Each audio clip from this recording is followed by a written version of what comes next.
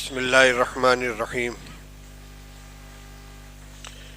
الحمد للہ رب العالمین والصلاة والسلام علی سید الانبیاء والمرسلین سیدنا و مولانا محمد وعلی آلہ واصحابہ اجمعین اما بعد حضرات اساتذہ کرام، ارکان جامعہ، طلبہ عزیز، ان کے مربی و سرپرست حضرات، باشندگان شہر اور جملہ حاضرین،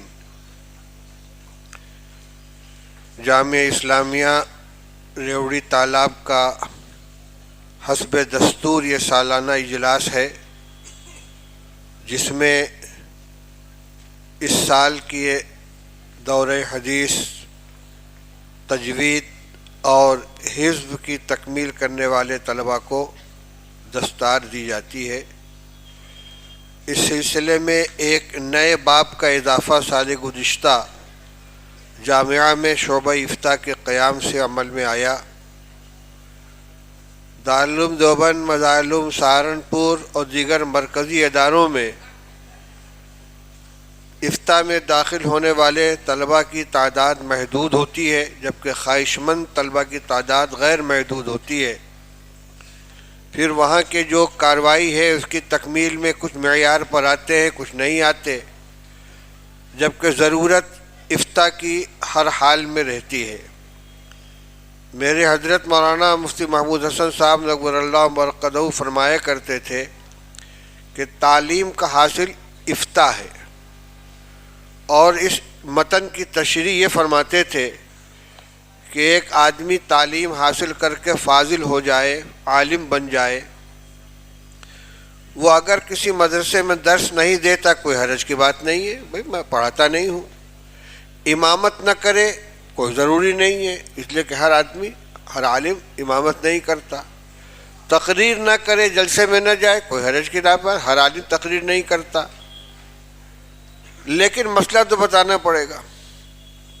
اگر کوئی آ کر کہتا ہے کہ نماز میں فلاں غلطی ہو گئی، میری نماز ہوئی کہ نہیں، تو یہ نہیں کہہ سکتا کہ میں نہیں جانتا، کہ آپ نے پڑھا کیا ہے 8 سال تک۔ آپ مسئلہ نہیں بتائیں گے تو کس سے پوچھیں گے؟ ڈاکٹر صاحب سے پوچھیں گے؟ مسئلہ تو بتانا پڑے گا۔ حضرت فرماتے تھے کہ تمام چیزوں سے تو چھٹی مل سکتی ہے، لیکن شریعت کے احکام بتانا عام لوگوں کو یہ تو علماء ہی کی ذمہ داری ہے۔ اور جو درس نظامی میں کتابیں پڑھائی جاتی ہیں، ایک طویل نصاب ہوتا ہے۔ فراغت والے سال میں تو صرف حدیث کی اور اصول حدیث کی کتابیں ہوتی ہیں، اور اس سے پہلے فقہ بھی ہے، حدیث بھی ہے، تفسیر بھی ہے، اصول حدیث، اصول تفسیر، اصول فقہ، بلاغت، نحو، صرف، فلسفہ، منطق، ایک بھیڑ ہوتی ہے جس میں کسی خاص فن میں تخصص پیدا کرنے کا موقع نہیں ملتا، بلکہ یوں کہیے کہ ہر فن کو سنگھا دیا جاتا ہے یا چکھا دیا جاتا ہے۔ تو اب کسی فن میں اختصاص جب تک نہیں ہوتا، اس وقت تک اس سے پورے طور پر نفع اٹھانا بھی مشکل، نفع پہنچانا بھی مشکل۔ اس لیے فارغ ہونے کے بعد مسائل کی واقفیت حاصل کرنا اور مفتیٰ بھی غیر مفتیٰ بھی قول کے درمیان فرق کرنا اور نوازل یعنی نئے پیش آمدہ مسائل کے اندر رہنمائی کرنا، یہ علماء کی ذمہ داری ہے۔ اور یہ ذمہ داری اسی وقت ادا ہو سکتی ہے صحیح معنی میں جبکہ اس کے لیے مستقل وقت خرچ کیا ہو۔ اب یہ وقت حسب صلاحیت، حسب گنجائش، کبھی 1 سال، کبھی 2 سال، کبھی اس سے زیادہ۔ عام طور سے مدارس کے اندر افتاء کے لیے 1 سال لیا جاتا ہے، جس کو تکمیل افتاء کہتے ہیں۔ دارالعلوم دیوبند میں 1 سال افتاء ہوتا ہے، اس کے بعد 2 سال تدریب افتاء ہوتا ہے، اور اس کے بعد جو ممتاز طلبہ ہوتے ہیں ان کے لیے خصوصی تدریب ہوتی ہے، تو 5 سال تک ان کا مشغلہ یہ ہوتا ہے، وہ ایک درجے کے مفتی بن کے نکلتے ہیں۔ اور ہم جو پڑھا رہے ہیں اپنے مدرسے میں، یہ تو پڑھنے کا طریقہ سکھانے کے لیے پڑھا رہے ہیں، یعنی یہ نہیں کہ مفتی بن گئے، بلکہ ان کو فتویٰ اور فقہ کے ساتھ ایک مناسبت پیدا ہو گئی ہے۔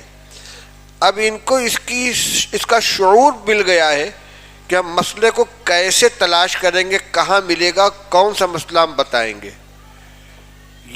اگر علماء کی طرح علماء اگر یہ سمجھتے ہیں کہ ہم عالم ہو گئے، یہ مفتی یہ سمجھتے ہیں کہ مفتی ہو گئے، تو غلط فہمی ہے۔ یہ تو مناسبت پیدا کرنے کا ایک نصاب ہے۔ اب آگے آپ کو اپنی ذاتی محنت سے اس علم میں جھلا پیدا کرنا ہے، اپنے کو پختہ بنانا ہے۔ اور اگر پڑھ کر طاق پہ اٹھا کے رکھ دیں گے تو جو پڑھائے وہ بھی رخصت ہو جائے گا۔ تو میں یہ عرض کر رہا تھا کہ بہت اچھا کیا جامعہ اسلامیہ کے اساتذہ کرام اور منتظمین نے کہ جامعہ کے اندر شعبہ افتاء قائم کیا، جس سے گزشتہ سال 5 فارغ ہوئے تھے، 3 گزشتہ سال 3 طلبہ مستفید ہوئے اور اس سال 5 طلبہ مستفید ہوئے۔ ایک قدم یوں بڑھا کہ گزشتہ سال صرف مقامی طلبہ تھے اور اس سال اس کو ایک نیا شعبہ قرار دے کر اس کا اعلان کر دیا گیا کہ جو طلبہ معیار پر اترے، باہر کے بھی ہوں، ان کو افتاء میں داخل کیا جا سکتا ہے۔ الحمدللہ ہمارے اساتذہ موجود ہیں، مفتیان کرام ہیں جنہوں نے باقاعدہ افتاء کی تعلیم حاصل کی ہے، اور دارالافتاء تو شروع سے قائم ہے۔ جب سے مدرسہ یہاں آیا ہے اسلامیہ روی تالاب پہ سن 1970 میں، اس وقت سے دارالافتاء اپنا کام کر رہا ہے۔ تو اساتذہ موجود ہے، دارالافتاء موجود ہے، تو اللہ کا شکر ہے کہ ایک نئے شعبے کا جو آغاز ہوا ہے اس کی بھی کارکردگی سامنے آئی۔ گزشتہ سال کے 3 اور اس سال کے 5 مفتیان کرام بھی آپ کے سامنے پیش کیے گئے، تو اب مجموعی طور پر فارغ ہونے والے 4 شعبے ہو گئے: افتاء، دور حدیث، حفظ اور تجوید۔ تو ان کی آپ نے ان کی دستار بندی کا عمل آپ کے سامنے ہوا اور آپ نے دیکھا۔ اب میں ان حضرات کو مخاطب کر کے کچھ ان کی ذمہ داریاں یاد دلانا چاہتا ہوں، خاص طور سے پہلے علماء کرام۔ نبی کریم صلی اللہ علیہ وسلم نے ارشاد فرمایا: يحمل هذا العلم من كل خلف عدوله ينفون عنه تأويل الجاهلين وتحريف الغالين وانتحال المبطلين او كما قال رسول اللہ صلی اللہ علیہ وسلم۔ روایت مشکاۃ شریف کی کتاب العلم کے اندر موجود ہے۔ نبی کریم صلی اللہ علیہ وسلم نے ارشاد فرمایا اس علم کو ہر پہلے والوں سے بعد والے جو عادل ہوں گے حاصل کریں گے، اٹھائیں گے، تحمل کریں گے اس علم کا۔ پھر ان کے 3 کام ہوں گے: ینفون عنہ تأویل الجاہلین و تحریف الغالین، اس علم دین سے اور دین سے جاہلوں کی تعویل کو، غلو پسندوں کی تحریف کو اور باطل پرستوں کی نئی نئی ایجاد کردہ گڑھی ہوئی چیزوں کو دفع کریں گے۔ یعنی 3 راستے سے دین میں خلل پیدا کرنے کی کوششیں کی جائیں گی 3 جماعتوں کی طرف سے۔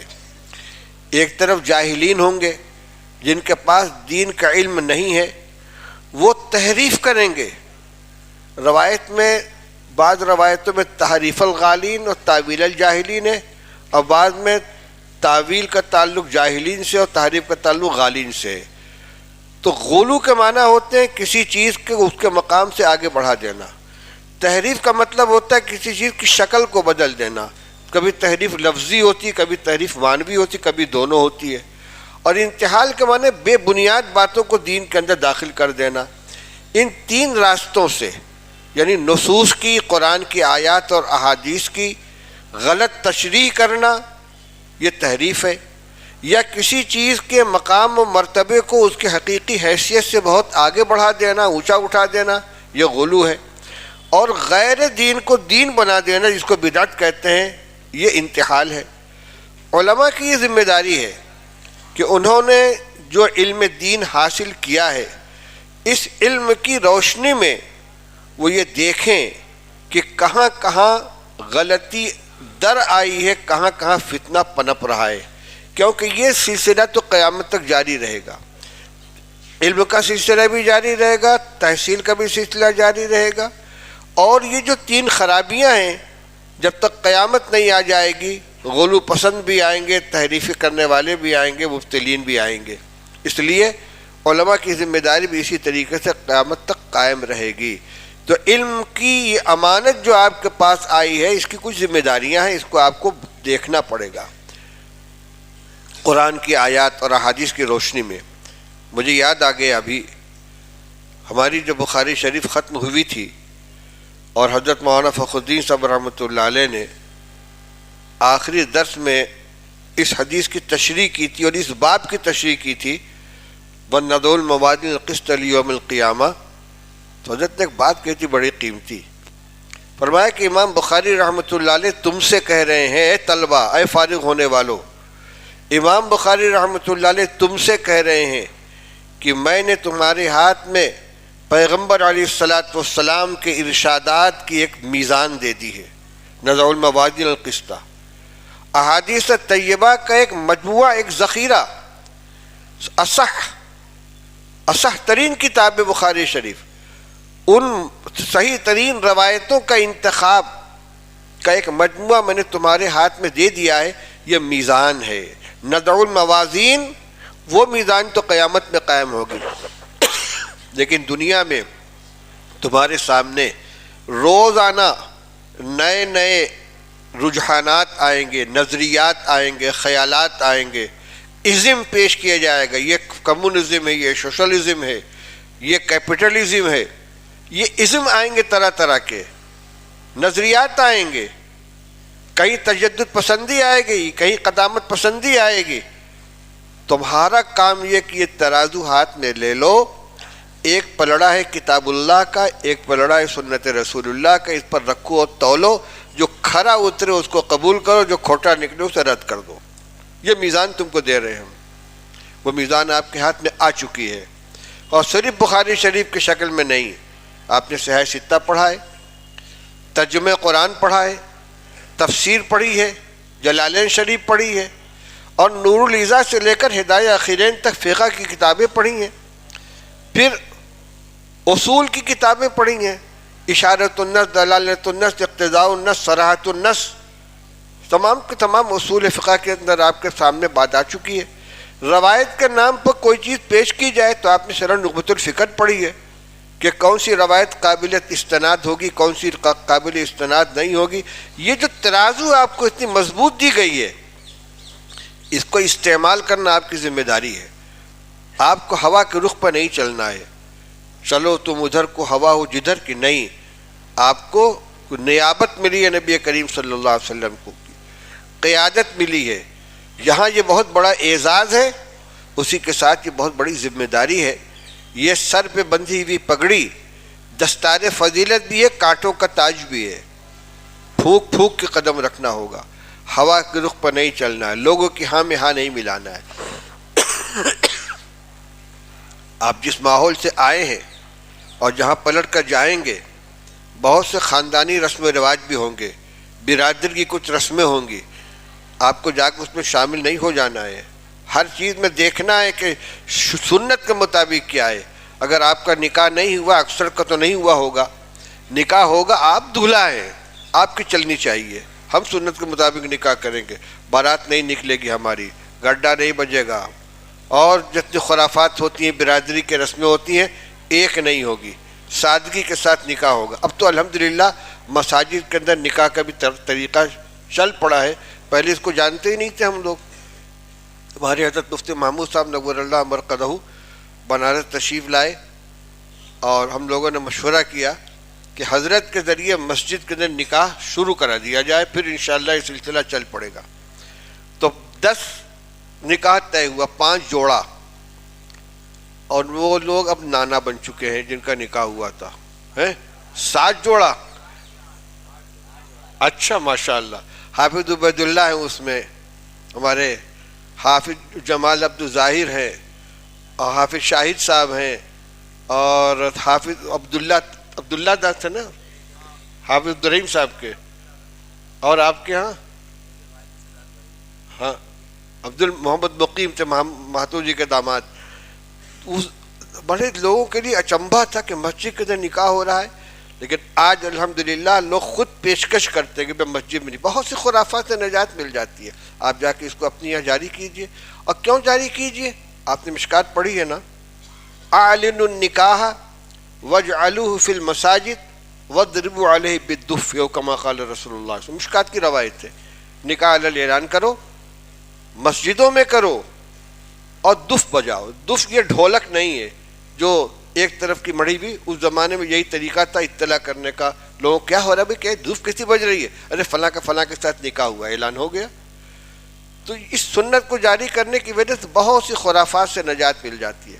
مجھے افسوس ہے اپنے محلے کے، اپنے دوستوں اور رشتہ داروں اور اعزاء کے اوپر کہ بہت سی خرافات تو نکاح کے سلسلے کی ختم ہو گئیں. اب جوڑا کی رسمیں تھیں، مہندی کی رسمیں تھیں، اور کیا وہ پیلا پیلا چیکس ملیا کی رسمیں تھیں، مالا تھا، پھول تھا، گھوڑا تھا، باجا تھا. لیکن بہت سی نئی نئی چیزیں رائج ہو گئی ہیں. دعوت کے نام پر اعلیٰ درجے کا کھانا، تین طرح کے اسٹارٹر اور سجاوٹ، اور اس کے ساتھ ویڈیوگرافی اور ناشتے کے نام پر دعوت. یعنی ایک طرف سے تو کچھ رسمیں ختم کی گئی جو جہالت کے ٹائپ کی تھی، اور اب اپنے سرمایہ داری کی نمائش کے طور پر، اپنے مالی حالت کی نمائش کے طور پر بہت سے نئی نئی چیزیں ایجاد ہو رہی ہیں. یہ سب تباہی کی چیزیں ہیں. نکاح حدیث میں رسول اللہ صلی اللہ علیہ وسلم نے جو سنت جس کو قرار دیا ہے، نکاح میں سنتی، نکاح میری سنت ہے، وہ یہ طریقہ نہیں ہے جو ہم اپنا رہے ہیں. وہاں تو وہ طریقہ تھا کہ نکاح ہو جاتا تھا مدینہ طیبہ میں، رسول اللہ صلی اللہ علیہ وسلم کو خبر نہیں ہوتی تھی. حضرت عبدالرحمن ابن عوف رضی اللہ تعالیٰ سے زیادہ قریبی کون ہوگا رسول اللہ صلی اللہ علیہ وسلم کا. مشکات میں بھی روایت، بخاری شریف میں کئی جگہ روایت آئی ہے کہ ہجرت کے موقع پر رسول اللہ صلی اللہ علیہ وسلم نے ایک انصاری اور ایک مہاجر صحابی کے درمیان مواخات کا رشتہ قائم. ایک انصاری ایک مہاجر، ایک انصاری ایک مہاجر. تو بخاری شریف کی حدیث ہے. سعد ابن ربی رضی اللہ تعالیٰ عنہ یہ انصاری صحابی ہیں. رسول اللہ صلی اللہ علیہ وسلم نے حضرت سعد ابن ربی رضی اللہ تعالیٰ عنہ کو ان کا بھائی بنا دیا. عبدالرحمن ابن عوف مہاجر ہیں اور سعد ابن ربی انصاری ہیں. یہ مواخات کا رشتہ سگے بھائی سے زیادہ مضبوط تھا. جب عبدالرحمن ابن عوف کو سعد ابن ربی کا بھائی بنائے گئے تو ان کو لے کر گھر گئے. جا کر کہا کہ اللہ کے رسول صلی اللہ علیہ وسلم نے آپ کو میرا بھائی بنایا ہے، اور اہل مدینہ جانتے ہیں کہ میں مدینہ کے خوشحال ترین لوگوں میں سے ہوں، لہٰذا میرا جتنا باغ ہے، مکان ہے، زمین ہے، سب کا آدھا آپ کا آدھا میرا، اور میری 2 بیویاں ہیں. آپ ان میں سے جس کے بارے میں کہیں میں اس کو طلاق دے دیتا ہوں. عدت گزارنے کے بعد آپ اسے نکاح کر لیجئے گا. ان کے اوپر رکھا، یہ نہیں کہ کسی بیوی سے پریشان ہو تو اس کو چھوڑنا چاہتے ہو. آپ جس کو کہیں میں اس کو طلاق دے دوں. یہ ان کی طرف سے ایثار تھا. اور ادھر سے استغنا یہ تھا. عبدالرحمن ابن عوف رضی اللہ عنہ فرمایا بارک اللہ فی اہلک و مالک، اللہ تعالیٰ آپ کے مال میں برکت عطا فرمائے، آپ کے اہل و عیال میں برکت عطا فرمائے.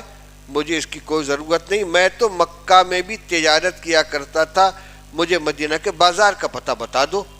کہ یہ سوق بنی قینقاع ہے، وہاں چلے جائیے. چنانچہ بازار گئے، کچھ بیچا کچھ خریدا، کچھ بیچا کچھ خریدا، اور سوکھی پنیر اور گھی اور ستو وغیرہ کچھ نفع میں کما کر لے آئے.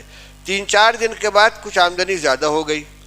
پھر ایک دن رسول اللہ صلی اللہ علیہ وسلم سے ملاقات ہوئی تو ان کے کپڑے پر پیلا پیلا دھبا نظر آ رہا تھا. اور ماہیم عبدالرحمن کیا ہے یہ؟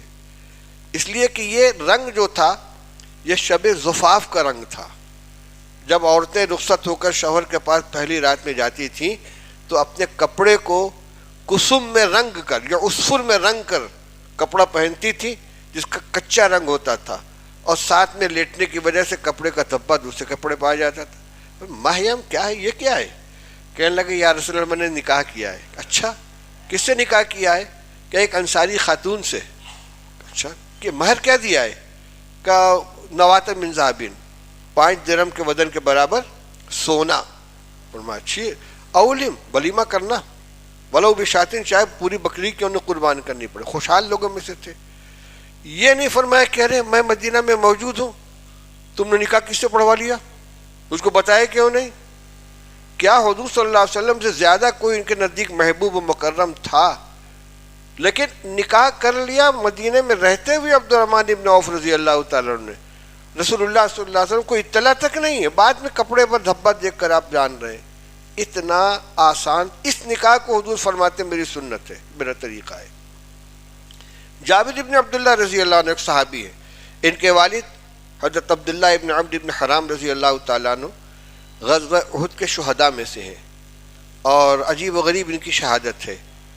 روایت میں ہے کہ میدان احد میں رسول اللہ صلی اللہ علیہ وسلم رات کو خیمہ زن تھے، تو جس دن معرکہ پیش آیا اس سے پہلے والی رات میں حضرت عبداللہ ابن عمرو ابن حرام نے اپنے صاحبزادے، اکلوتے صاحبزادے اکیلے، جابر کو بلایا اور ان سے کہنے لگے کہ روئے زمین پر نبی کریم صلی اللہ علیہ وسلم کے بعد تم مجھے سب سے زیادہ عزیز ہو۔ ایمان کی حفاظت فرما لی، یہ نہیں فرمایا کہ روئے زمین پر مجھے تم سب سے زیادہ محبوب ہو، پہلے استثناء کر دیا، اس لیے کہ حضور نے کیا فرمایا تھا، لا یؤمن احدکم حتی اکون احب الیہ من والدہ وولدہ والناس اجمعین، فرمایا حضور کے بعد تم مجھے سب سے زیادہ عزیز ہو۔ اور سنو، میرا خیال یہ ہے کہ کل صبح جب کفار قریش اور رسول اللہ صلی اللہ علیہ وسلم کے درمیان مقابلہ ہوگا تو میں شروع کے شہید ہونے والوں میں ہوں گا، اور مجھے اپنے بعد سب سے زیادہ فکر قرضوں کی، میرے اوپر جو قرضہ ہے بہت زیادہ ہے، تو تم ان قرضوں کو ادا کر دینا اور اپنی بہنوں کا خیال رکھنا۔ 9 بہنیں تھیں ان کی، ایک روایت میں 9 ہے، ایک میں 7 ہے، ایک میں 6 کا تذکرہ ہے۔ بعض لوگ کہتے ہیں کہ شادی شدہ تھی، کچھ غیر شادی شدہ تھی، صرف غیر شادی شدہ کو لیا تو 7 یا 6 بتلایا، سب کو لیے 9 بتلایا، بہرحال بڑی تعداد تھی بہنوں کی۔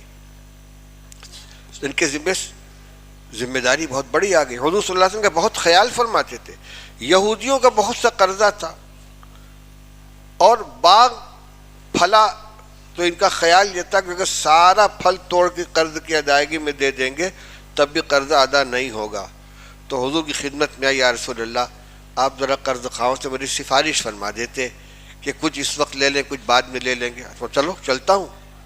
یہ خدمت خلق حضرت نبی کریم صلی اللہ علیہ وسلم ایک نوجوان یتیم بچے کے، یتیم تو نابالغ کو کہتے ہیں لیکن باپ کا سایہ سر سے اٹھ چکا تھا، اس کی مدد کرنے کے لیے یہودیوں کے پاس جانے، سفارش کرنے کے لیے کہ بھائی ان کا قرضہ تھوڑا سا معاف کر دو یا ہلکا کر دو۔ وہ بنیا کی قوم، وہ کہاں چھوڑنے والی، کہنے لگا نا ہمیں پورا قرضہ چاہیے۔ ارے اچھی بات ہے، آپ باغ میں تشریف لے گئے۔ جابر بن عبداللہ نے فرمایا کہ ایسا کرو، جتنے قسم کی کھجوریں ہیں سب کا الگ الگ ڈھیر لگا دو، اجوا، برنی اور صفاوی جو قسمیں ہوتی ہیں، چنانچہ انہوں نے سے لگا۔ آپ نے فرمایا کہ جب ہو جائے تو مجھ کو بتلانا۔ آپ تشریف لے گئے، وہاں آپ نے چکر لگایا، گھومے پھرے، دعائیں فرمائیں، پھر فرمایا ناپو دو، چنانچہ تمام بخراٹ جو تھے یہودی قرض خواہ آ گئے اپنا اپنا تھیلا لے کر، انہوں نے ناپنا شروع کیا، دینا شروع کیا، ناپنا شروع کیا، دینا شروع، تمام قرض ادا ہو گیا، اور شہارا ایسا لگتا تھا جیسے جتنا تھا اتنا ہی کو اتنا ہے، جبکہ پہلے اندازہ تھا کہ قرض ادا نہیں ہو پائے گا۔ یہ رسول اللہ صلی اللہ علیہ وسلم کا معجزہ تھا۔ میں یہ واقعات سنا رہا ہوں کہ حضور سے کتنا قریبی تعلق ہے ان کا۔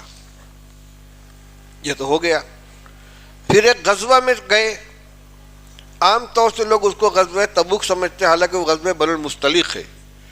واپسی پر راستے میں مدینہ کے قریب جب پہنچے ہیں تو یہ کہنے لگے یا رسول اللہ میں ذرا جلدی جانا چاہتا ہوں گھر۔ تو میں کیوں؟ حضرت میں نے نکاح کیا ہے، میں نے نکاح کیا ہے۔ کہ کس سے کیا ہے، کماری لڑکی سے یا بیوہ سے، سیبہ سے؟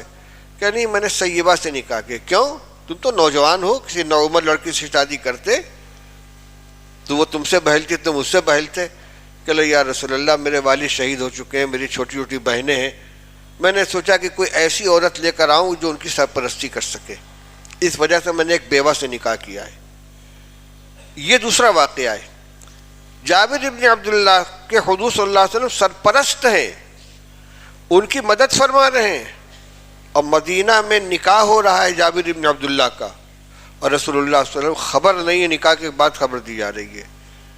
یہ تو واقعات سنائیے، لوگوں کو بتائیے، گھر میں گفتگو کیجئے، ایسے نکاح میں برکت ہوگی۔ ان اعظم النکاح برکتن، بولو، ایسرہ مؤنتن، سب سے زیادہ برکت والا نکاح وہ ہے جس میں سب سے کم خرچہ ہو۔ تو یہ نمائش جو کی جاتی ہے لاکھوں کروڑوں والی، ظاہر بات ہے کہ اس حدیث کا مصداق یہ نکاح نہیں بنے گا۔ برکت نہیں چاہیے، شہرت چاہیے، نام و نمود چاہیے۔ آپ علماء کرام جو جا رہے ہیں، حفاظ عظام اور مفتیان ذوی الاحترام، آپ لوگوں کو اپنا کم سے کم خیال رکھنا چاہیے کہ آپ کا نکاح مثالی بنے۔ اڑ جاؤ، تمہارا نکاح ہے، ابا کی نہیں چلے گی، میری چلے گی، میرا نکاح ہے، اور باقی جو نکاح کرنا ہوگا جس کا کیجیے گا، میرا نکاح سنت کے مطابق ہوگا، سنت کے مطابق ہوگا، پوری زندگی خوشگوار ہوگی۔ اور پہلا قدم اگر غلط اٹھا تو آگے ہی کوئی گارنٹی نہیں ہے۔ بہرحال یہ تو ایک جز کے اوپر گفتگو چل پڑی کہ عالم کی ذمہ داری کیا ہے، معاشرے کی خرابیوں کی بو سونگھے، بتانا نہ پڑے کہ یہ چیز غلط ہے۔ یہ علم کس لیے حاصل کیا ہے؟ آپ کے پاس ایک آئینہ ہے، اس میں دیکھیے، آپ کے پاس میزان، اس پر تولیے، آپ کے پاس علم ہے، اس کی روشنی میں پرکھیے کہ کون سا کام صحیح ہے، کون سا کام غلط ہے، پھر اس کی روشنی میں آپ فیصلہ کیجئے، خود عمل کیجئے، دوسروں کی رہنمائی کیجئے، چاہے اس کا تعلق اعمال سے ہو، اخلاق سے ہو، نظریات سے ہو، عقائد سے ہو، رسم و رواج سے ہو۔ اور دوسری بات یہ کہ خود اپنے آپ کو نمونہ بنائیے۔ آپ دوسروں کے لیے نمونہ بنیں گے۔ ہمارے بڑوں کے ہاں یہی طریقہ رہا ہے۔ آپ نے سنا ہوگا کہ اللہ تعالیٰ نے ہدایت کے لیے دو راستے رکھے ہیں، کتاب اللہ، رجال اللہ۔ ایک کتاب اللہ، ایک رجال اللہ، ایک اللہ کی کتاب اور دوسرے اللہ کی کتاب پر عمل کرنے والے جو دوسروں کے لیے نمونہ بنے، جس کا سب سے پہلا مصداق تو انبیاء کرام علیہ الصلوۃ ہے، پھر اس کے بعد ان کے نائبین ہیں۔ صحابہ رضی اللہ تعالیٰ عنہ، ان کا یہی حال تھا۔ ایک تابعی نے حضرت حذیفہ رضی اللہ تعالیٰ عنہ سے کہا کہ مجھ کو رسول اللہ صلی اللہ علیہ وسلم کو اعمال بتلائیے، آپ کا طریقہ بتلائیے۔ تو انہوں نے فرمایا کہ ایسا کرو، تم عبداللہ بن مسعود کے پاس چلے جاؤ، جب وہ گھر سے نکلے تو ان کے ساتھ ساتھ رہنا اور ان کے ہر عمل کو غور سے دیکھنا، وہ کیا کرتے ہیں، کیسے کرتے ہیں۔ جو عمل جس طرح ان کو کرتے ہوئے دیکھو، سمجھ لینا کہ رسول اللہ صلی اللہ علیہ وسلم ایسا ہی عمل کرتے تھے۔ کیوں؟ فَإِنَّ أَشْبَهَ النَّاسِ بِرَسُولِ اللَّهِ صلی اللہ علیہ وسلم دَلًّا وَسَمْتًا وَهَدْيًا لَابْنُ أُمِّ مَسْعُودٍ أو كما قال۔ اس لیے کہ رسول اللہ صلی اللہ علیہ وسلم سے اپنی چال ڈھال طور طریق میں سب سے زیادہ مشابہ عبداللہ بن مسعود ہے۔ وہ نمونہ تھے حضور صلی اللہ علیہ وسلم کے۔ صحابہ کو دیکھ کر رسول اللہ صلی اللہ علیہ وسلم کے طریقے کو جانا جاتا تھا۔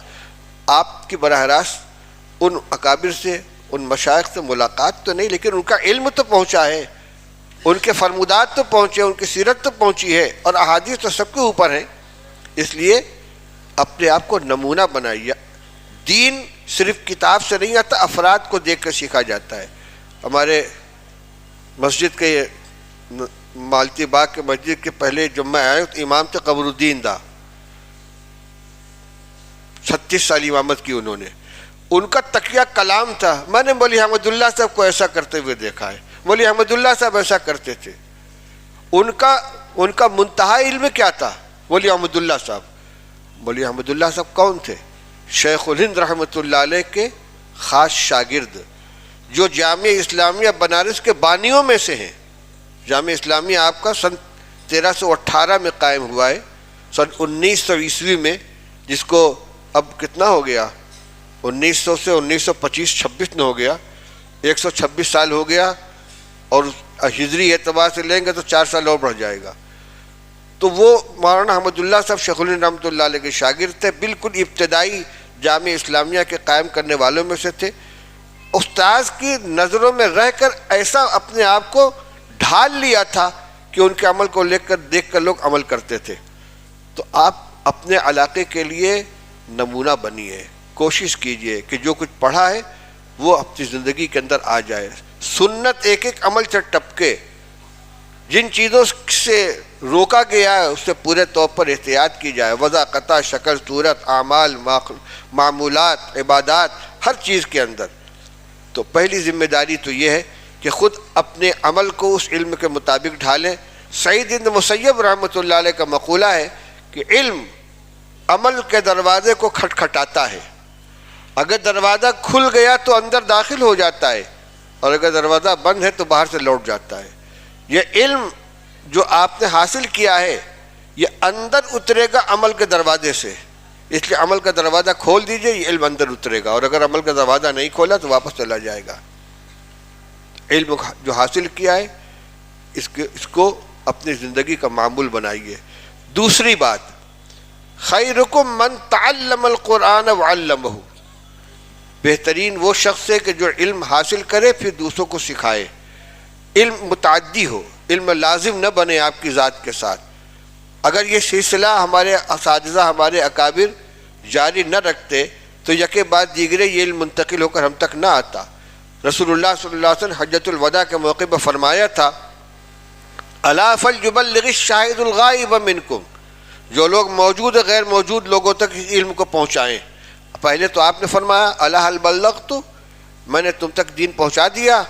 صحابہ نے گواہی دی کہ ہاں ہم گواہی دیتے کہ آپ نے دین پہنچا دیا.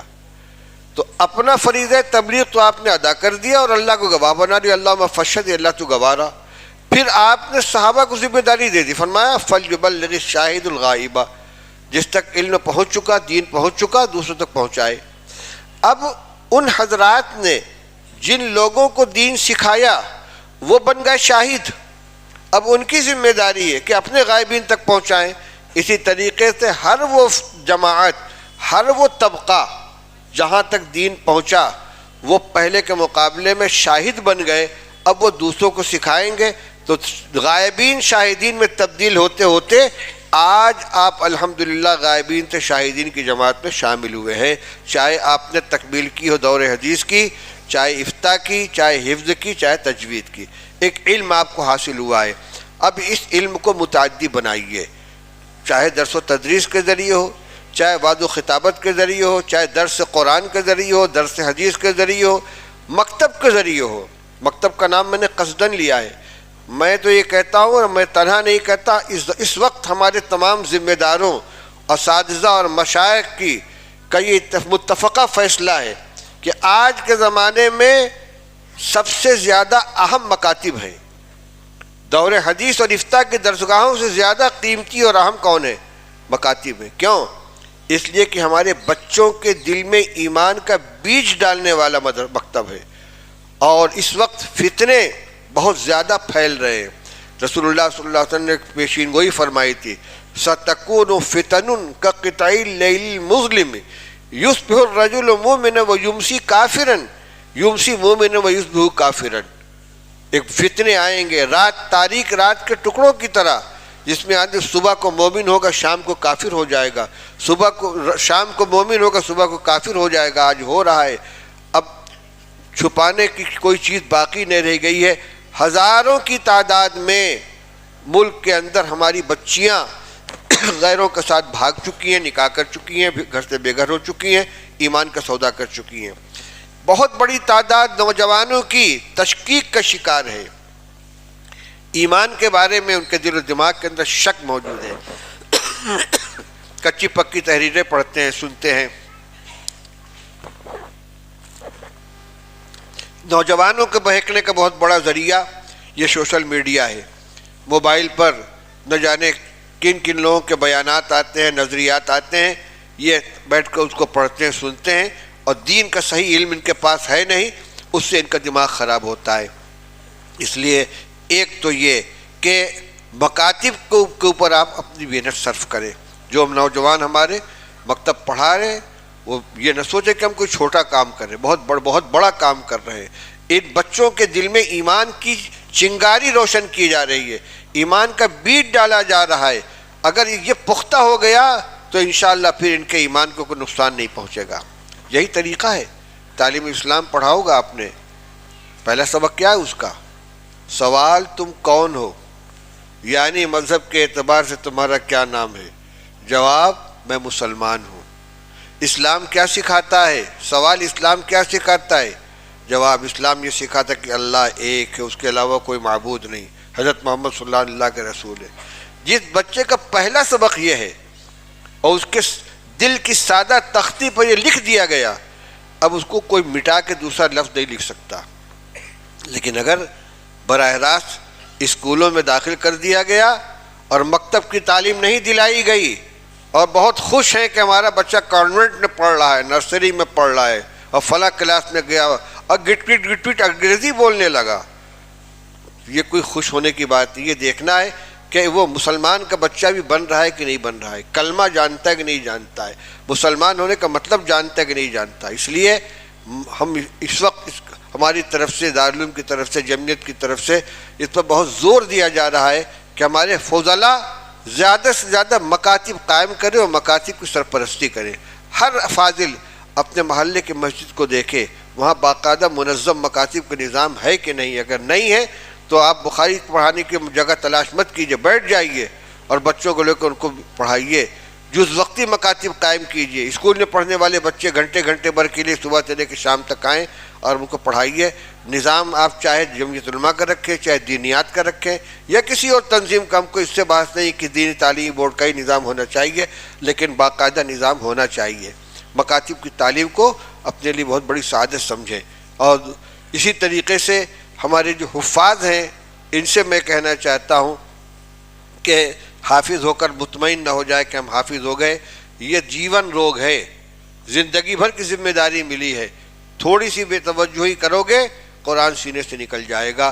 اس میں بھی دو روایتیں سن لیجئے، ایک ابو موسیٰ اشعری رضی اللہ تعالیٰ عنہ کی، ایک حضرت ابو عبداللہ ابن عمر رضی اللہ عنہ کی۔ رسول اللہ صلی اللہ علیہ وسلم نے ارشاد فرمایا کہ قرآن یاد کرنے والے کی مثال اس شخص جیسی ہے جس نے اونٹ کے پیر پر رسی چڑھا کے اسے بیٹھا دیا ہو۔ اگر اس کی نگرانی کرتا رہے گا تب تو اونٹ رہے گا، اور نگرانی چھوڑ دے گا تو رسی چھوڑا کے اونٹ بھاگ جائے گا۔ اسی طریقے سے قرآن پڑھ لیا ہے، اگر مستقل دور کرتا رہے گا، پڑھتا رہے گا، تب تو قرآن سینے میں بیٹھا رہے گا، ورنہ قرآن خود بہت غیور ہے اور بڑی غیور ذات کا کلام ہے۔ تھوڑی سی بے احتیاطی کرو گے، استغنا دکھلاؤ گے، تمہارا محتاج نہیں سینے سے نکل کے چلا جائے گا۔ اس لیے اس سعادت کی حفاظت کے لیے ضروری ہے کہ ہمیشہ تلاوت کو اپنا معمول بنا کر رکھو۔ رمضان کا انتظار مت کرو کہ جب رمضان آئے گا تراویح پڑھانی ہوگی تو دور کر لیں گے۔ سال بھر معمول رہنا چاہیے ایسا کہ جب جس وقت جہاں سے چاہے آپ سے پڑھوایا جا سکے اور آپ کو سوچنا نہ پڑے کہ یہ آیت کہاں کی ہے۔ آج بھی ایسے اساتذہ موجود ہیں، کمپیوٹر حفاظ کثرت سے پائے جاتے ہیں، کیونکہ بچہ ہے اسے پوچھو فلاں سورت کی فلاں آیت نمبر، فوراً پڑھے گا کہ اس سے پہلے والی اس کو پڑھنا شروع، اس سے پہلے والی اس کو پڑھنا شروع، اس کے بعد والی اس کو پڑھنا شروع کر دے گا۔ اس طرح ان کو یاد کرایا گیا ہے، تو آپ بھی اس کا نمونہ بن سکتے ہیں۔ آخری بات یہ ہے کہ تمام لوگوں سے میں حاضرین سے درخواست کرتا ہوں کہ بچوں کو علم دین سکھلائیں، کم سے کم حافظ بنائیں اور اگر ہو سکے تو عالم بنائیں۔ انشاءاللہ نسلوں کے اندر ایمان اور دین کی حفاظت رہے گی اور آپ کے بعد مرنے کے بعد یہی کام آئیں گے۔ مشہور روایت ہے اذا مات ابن آدم انقطع عنہ عملہ الا عن ثلاث، آدمی کا انتقال ہو جاتا ہے تو اس کے اعمال کا سلسلہ منقطع ہو جاتا ہے، مگر تین چیزوں کا سلسلہ باقی رہتا ہے۔ وہ تین چیزیں کیا کیا ہیں؟ صدقۃ جاریہ اور علم ينتفع به او ولد صالح يدعو له۔ ایک تو صدقہ جاریہ کا سلسلہ جاری رہتا ہے، دوسرے وہ علم جس سے نفع اٹھایا جائے، خود پڑھا دوسروں کو سکھایا پڑھایا لوگ اس پر عمل کر رہے، یہ بھی صدقہ جاریہ ہے۔ او ولد صالح يدعو له، نیک اولاد چھوڑ کر آدمی مرے وہ اپنے والدین کے لیے دعا کرے۔ اس لیے اولاد کو دیندار بنانے کے لیے ان کو دین کی تعلیم دیں، حافظ بنائیں، قاری بنائیں، عالم بنائیں، تاکہ علم کا یہ سلسلہ گھروں کے اندر جاری رہے، آپ کے نسلوں کے اندر ایمان کی حفاظت رہے۔ یہ مدارس اسی استفادہ کرنا چاہیے۔ پاور ہاؤس موجود ہے، اب بجلی ہمارے گھر میں نہیں آ رہی ہے، اس کا مطلب کیا ہے؟ ہمارا کنیکشن جڑا ہوا نہیں ہے۔ تار جوڑ لیں، کنیکشن جوڑ لیں، روشنی گھر کے اندر پہنچے گی۔ بس میں ان چند کلمات کے ساتھ اپنی گفتگو ختم کرنا چاہتا ہوں، کیونکہ اب تھک گیا، دیر تک ہو گئی بات چیت، اور مبارکباد دیتا ہوں میں فارغ ہونے والے طلباء کو، حفاظ کو، قراء کو، کہ اپنے اس اعزاز کی قدر کریں اور اپنے گھر کو بھی اس علم کی روشنی سے منور کریں۔ بآخر دعوانا الحمدللہ رب العالمین۔ دعا فرما لو بھی اللہم صلی علی سیدنا و نبینا مولانا محمد و آلہ و صحبہ وبارک وسلم۔ اللہم علمنا مراشد امورنا و اعذنا من شرور انفسنا و من سیئات اعمالنا یا حی یا قیوم برحمتک نستغیث اصلح لنا شاننا کلہ ولا تکلنا الی انفسنا طرفۃ عین۔ اے اللہ ہم سب کے جمع ہونے کو قبول فرما، اے اللہ ہمارے نیتوں میں اخلاص پیدا فرما، اے اللہ اعمال میں سلامتی پیدا فرما، اے اللہ ہمارے نسلوں کے اندر ایمان کی حفاظت فرما، اے اللہ جن فارغین کے سروں پر دستار باندھی گئی ہے، اے اللہ ان کو اپنے علم کی قدر کرنے کی توفیق عطا فرما، ان کو علم کو استعمال کرنے کی توفیق عطا فرما، اے اللہ اس کو ان کے لیے، ان کے اہل خانہ کے لیے، ان کی نسلوں کے لیے ایمان کی حفاظت کا ذریعہ بنا۔ اے اللہ دارالجامعہ اسلامیہ، دارالعلوم دیوبند اور تمام مدارس کی ہر طرح کی اندرونی اور بیرونی فتنوں سے حفاظت فرما۔ اللہ اس ملک کے اندر مسلمانوں کے جان مال عزت آبرو کی حفاظت فرما۔ اے اللہ ہمارے ایمان کی حفاظت فرما، ہمارے اخلاق کی حفاظت فرما، ہمارے نسلوں کے ایمان کی حفاظت فرما۔ اے اللہ ملک کے اندر امن و امان کو عام فرما، خوف و دہشت کو دور فرما۔ اللہ حکمرانوں کو انصاف کرنے کی توفیق عطا فرما۔ اللہ سب کو برکت والی حلال روزی عطا فرما، بیماروں کو شفا عطا فرما، پریشان حال لوگوں کی پریشانی کو دور فرما دے، بے نکاحی بچے اور بچوں کو مناسب رشتہ عطا فرما، والدین کو اس ذمہ داری سے سبکدوش ہونے کی توفیق نصیب فرما۔ اے اللہ ہماری تمام دعاؤں کو اپنے فضل و کرم سے قبول فرما۔ وصلی اللہ علی النبی الکریم برحمتک یا ارحم الراحمین۔ السلام علیکم ورحمۃ اللہ وبرکاتہ۔